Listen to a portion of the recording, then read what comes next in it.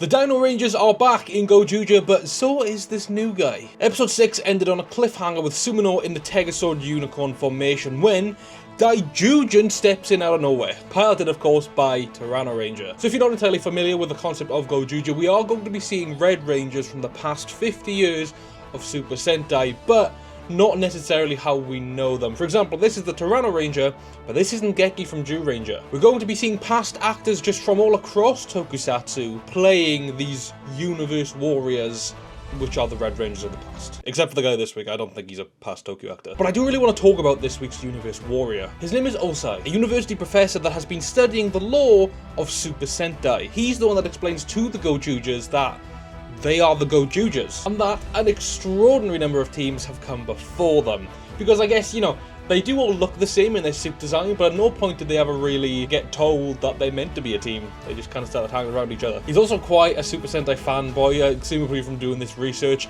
and even gets excited when they do a roll call. And same, I made a tweet about this, and a lot of the replies and the quotes was that he's literally Super Sentai was, and I didn't really know who that was, but to my limited knowledge, he is a Kamen Rider fanboy who ends up becoming a Kamen Rider in Kamen Rider Geo, however it's pronounced. Osai challenges them to make a perfect Omurice, because that is apparently going to solidify them as an official team. And by the looks of things, it just meant having one different colour of Ranger represented on the dish. And everyone is an edible piece, except for Rikuo, who is just the flag on top. Sorry buddy, you got a short end of the stick. Although what would you put on it that would be blue? Blueberries are fucking purple! And also, the #1 battle for this episode is borderline who has the most Riz. And by the way, Riz is only in my vocabulary ironically, but physically, how else do I describe this? Like, it isn't who's the smoothest, who's the slick. What is this dude doing?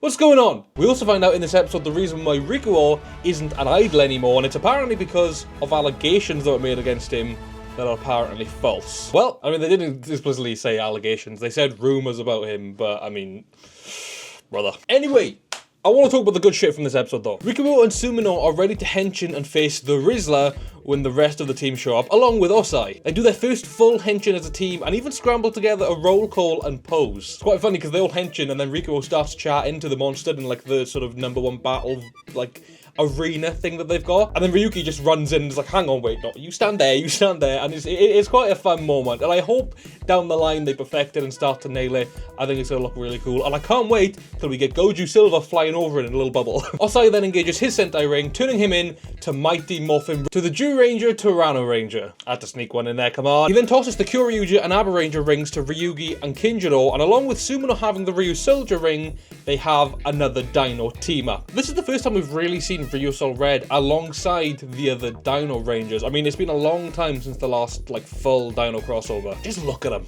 This is an army. Seeing all 4 Red TyrannoRangers together is pretty sick, and not including the fact they've got their Gozyuger shields on, I think this just solidifies to me how much I love the Abaranger suits. Just so simple, yet so effective. And let's be honest, that yellow/gold shield on Abaranger Red is stunning. I said it last time when Ryugi became the Red Ranger, I think that yellow shield is going to be looking the best on these Rangers. And I love that they're not just using the suits, but the weapons too. Seeing that Tyranno Rod in action again, damn! And I mentioned in a past Gozyuger video, but I'd love to see them use, for example, the Power Sword, which they do. Obviously, TyrannoRanger uses it, it's good to see, but I'd still love to see them use a ring to turn into a different Ranger, and then use a ring to get a different weapon. For example, them turning into Ranger Red, and then using the Zyuranger ring to summon the Power Sword, do you know what I mean? Or the Ryu Geki sword, I know. During all of this, by the way, Hoiru turns into Don Momotaro, just asserting dominance of him defeating the Prime Minister last episode and gaining that ring. We then whip up the Tegazord, who's joined by Zyuranger, actually being summoned by the Dino Buckler. A tasteful touch, which also seems to be a modified version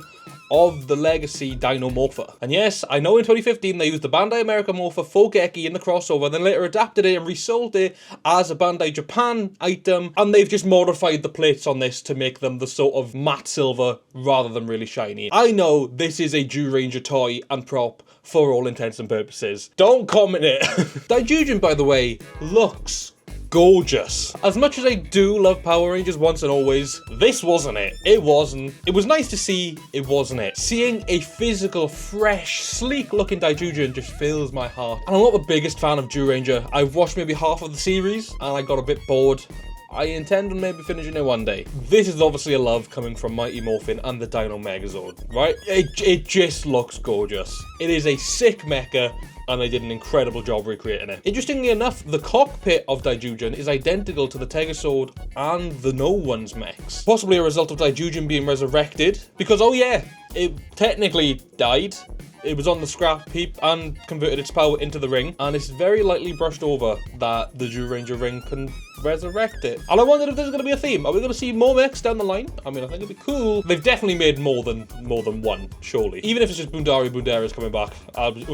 So the bad guys of the week are defeated, and the Gozyugers regroup, joined by Osai. And it seems as though from this point on, he's going to become some sort of a mentor for the Gozyugers, as he has a lot more Super Sentai knowledge than they do. He starts giving this huge speech when all of a sudden, he's fucking assassinated. He is blasted through the back. Oh, okay, no, wait. He's shot via a blaster through the back of his torso, hitting the ground and presumably dying. We then see the person who did it, a grey, almost Kamen Rider looking person with an X on his helmet, chest plate, and what looks to be a modified white and red Tegasword. Except the little legs that fold out is what turns into his blaster. This is someone called Ring Hunter Garudo. As the name suggests, he's hunting all the rings, seemingly for the No Ones. We see in the preview for the next episode he has somewhat possession of the Goseiger and the Ninja rings, as he'll fight alongside those rangers. We don't know much about him yet, but apparently next episode we're also getting the reappearance of Hoiru's brother. Someone thought to be lost within the No One world. He's randomly appeared, so was this Ring Hunter. Is it actually his brother? And regardless, what do we think? Guess we'll have to wait and see, but I'm willing to bet he's the same person. No